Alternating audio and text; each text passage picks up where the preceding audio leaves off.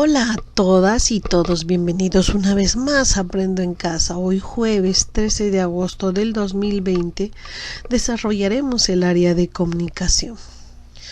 Nuestra actividad lleva por título Escribimos textos argumentativos parte 1. Nuestra meta es planificar la escritura de una carta argumentativa para fundamentar la importancia del respeto al espacio personal. ¿Sabías que la primera carta escrita a mano, conocida como epístola, fue por Atosa? ¿Quién era? Era la reina persa, más o menos el año 500 a.C., y que antes se utilizaban las hojas de los árboles como papel y la tinta de las cortezas de estos como lapicero. Luego se crea el papiro y el pergamino, se usan las tablillas de cera y con el tiempo las hojas de papel que fueron descubiertas por los chinos. En la actualidad, con la llegada de la tecnología, se ha pasado de las cartas escritas a mano a los correos electrónicos. A pesar de los tiempos, el uso de la carta sigue vigente y lo único que ha variado es el soporte. Esto se debe a que las cartas son una forma de comunicación escrita que nos permiten mantenernos comunicados entre las personas. Estas nos sirven para dar a conocer cómo nos sentimos y qué pensamos, así como para argumentar nuestras ideas, contar nuestras historias, dar noticias, informar sobre algo, entre otros propósitos. Con relación a sus partes y características, su estructura siempre es la misma. Tiene lugar y fecha, saludo, cuerpo, despedida, firma y, a veces si fuese necesario, una posdata. Otro aspecto a considerar es el tipo de lenguaje que empleamos al escribirla, pues esta no va cambiando según a quién o a quienes nos dirijamos. Existen diversos tipos de cartas según la intención con la que las escribimos. Hay cartas formales que están escritas para entidades o personas públicas, y hay cartas informales conocidas como personales que están escritas para amigos, amigas y familiares. Recomendaciones antes de la lectura del día. Lo primero que vas a hacer es una lectura rápida. Esa se conoce como primera lectura. Luego, en una segunda lectura ya más pausada, calmada, vas a leer párrafo por párrafo. Si ya dominas la técnica del sumillado, ya la puedes poner en práctica en esta parte.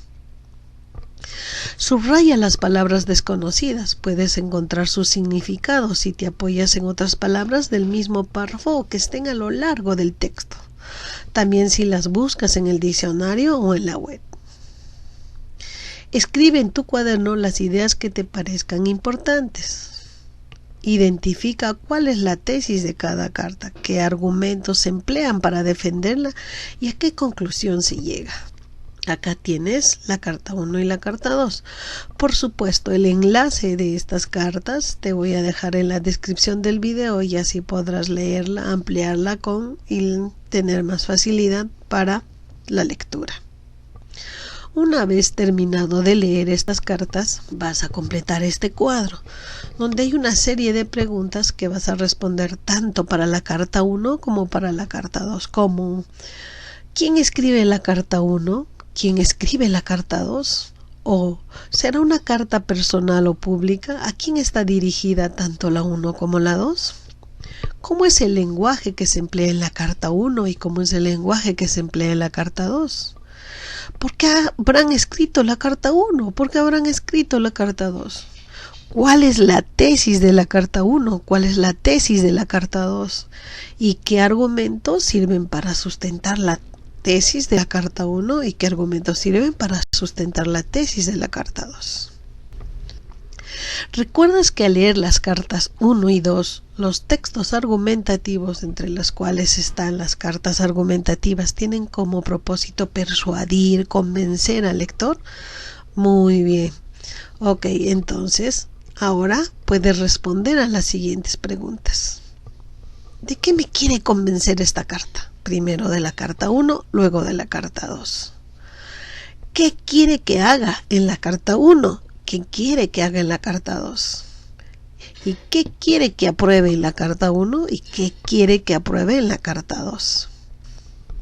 El lenguaje que se ha empleado en cada carta es distinto.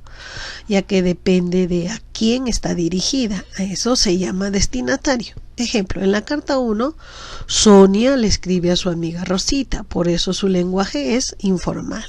Mientras que en la carta 2, José Pérez, un estudiante de 5º grado de primaria, le escribe a las autoridades y los vecinos de Satipo, por eso su lenguaje es formal.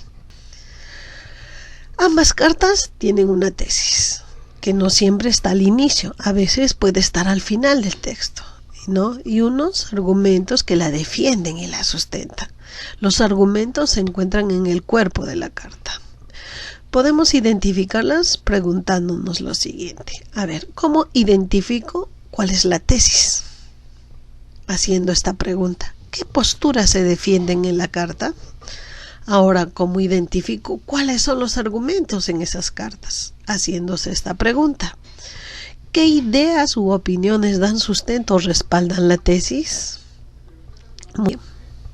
Acá tenemos un ejemplo de la tesis 2. A la primera pregunta, para identificar la tesis, dice que la respuesta es promover la urgencia de conservar nuestra naturaleza. Y a la pregunta para determinar cuáles son los argumentos, las respuestas son: en los bosques crece vegetación única que tiene utilidades medicinales desde tiempos antiguos. Otro argumento sería: muchas especies de animales están en peligro de extinción, y otras: existen personas que defienden el ambiente. Muy bien, ahora revisa nuevamente la meta de esta actividad y responde la siguiente pregunta: ¿para qué planificaré la escritura de una carta? Muy bien, nos toca planificar. Recuerda elegir qué tipo de carta quieres escribir. Antes, también quiero que recuerdes que por medio de ella deberás fundamentar tu opinión sobre la importancia del respeto al espacio personal. Entonces, ese es el tema, la importancia del respeto al espacio personal. Muy bien. Si vas a elegir hacer una carta personal, dirigida a alguien en específico, puede ser un familiar, un amigo, un maestro, a quien necesites fundamentarle por qué debes respetar tu espacio personal. Si decides hacer una carta pública, ya sea dirigida a tu comunidad, escuela, familia o región, a la que necesitas fundamentar por qué debes respetar el espacio personal de todas las niñas y todos los niños. Te presento el cuadro de planificación, que tú ya lo conoces, con una serie de preguntas que te van a ayudar a darle la forma a lo que quieres escribir. Como: ¿para qué escribiré mi carta? ¿A quién o a quiénes estará dirigida? ¿Qué lenguaje voy a emplear? ¿Y qué fuentes voy a consultar para escribir mis ideas? Muy bien. A completar tu tabla de planificación. Recomendaciones: lee con atención la información y los apuntes de las clases anteriores sobre la importancia de respetar el espacio personal, las situaciones de riesgo y los derechos de las niñas y los niños. Ten en cuenta las partes de la carta, como es lugar y fecha, saludo, cuerpo, despedida, y si fuera necesario, anota las ideas centrales resumidas con relación al propósito de la carta, como el tema. ¿Cuál es el tema? El espacio personal. ¿Cuál es el problema? Muy bien. ¿Quién o quiénes invaden el espacio personal de las niñas y los niños? ¿Y cómo se sienten ellas y ellos con esa invasión? Y la tesis o postura debe estar planteada con claridad. Dice: los argumentos tienen que ser convincentes, o sea, que nos convenzan, y responder al motivo de la carta. Si vas a hacer una carta personal, tienes que indicar por qué deben respetar tu espacio personal. Ahora, si vas a hacer una carta pública, tienes que argumentar indicando por qué es importante que la sociedad respete el espacio personal de las niñas y los niños. Recuerda, para escribir la tesis debes preguntarte lo siguiente, ¿no? Digamos, la pregunta: ¿qué postura voy a defender en mi carta? La respuesta sería: cuidar la salud es lo más importante.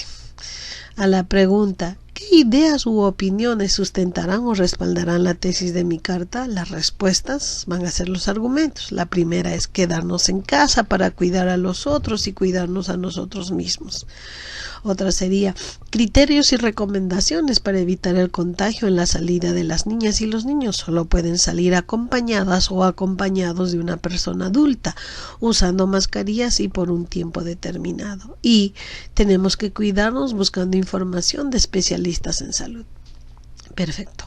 Mira, ve cómo esa respuesta te da la idea de cuál va a ser tu texto cuando escribas tu carta, ¿no? Como qué contenidos vas a poner. Finalmente, considero que cuidar nuestra salud y la de los demás debe ser una de las cosas más importantes de nuestras vidas. Eso sería la conclusión de una posible carta. Terminada tu planificación, vas a llenar esta lista de cotejo con una serie de criterios. Tú ya eres experto, eres experta llenando la lista de cotejos. Lo único que te pido es sinceridad, honestidad. Muy bien, digamos, el primer criterio. ¿Elegiste qué tipo de carta vas a escribir? Sí, no. ¿Escogiste a tu destinatario o destinatarios? ¿Has identificado el tipo de lenguaje que emplearás? Eso es según a la elección que has hecho, ¿verdad? ¿Tienes definida la tesis de tu carta? ¿Identificaste las ideas que ayuden a argumentar la tesis de tu carta? Y las ideas centrales que colocarás en tu carta velan por el respeto de tu espacio personal o el espacio personal de las niñas y los niños. Muy bien, ya tienes pensado cómo vas a concluir tu carta, ¿verdad? Muy bien. Luego en familia vas a comentarles sobre los tipos de cartas y cuál has elegido. Te vas a reunir con uno de tus familiares, le vas a mostrar tu planificación. Le vas a explicar el propósito de tu carta y qué otros sustentos se podrían agregar a tu carta. Le vas a decir, no, por favor, ayúdame, cómo debería sustentar de otra manera esta tesis. Yo sé que te van a colaborar. Finalmente vas a analizar esas recomendaciones que te van a dar y así vas a mejorar tu planificación. Para concluir, vamos a reflexionar respondiendo las siguientes preguntas en el cuaderno de comunicación. Como, ¿logré identificar la tesis y los argumentos en las cartas que leí? ¿Qué acciones debo realizar para mejorar? ¿Qué sabía sobre la planificación de la carta como texto argumentativo? ¿Y qué aprendí hoy sobre cómo planificar la escritura de una carta argumentativa?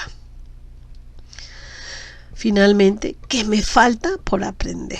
Aquí también te pido sinceridad. Ok, chicos, ha terminado la sesión de hoy. Les agradezco bastante vuestra atención. Nos vemos el día de mañana.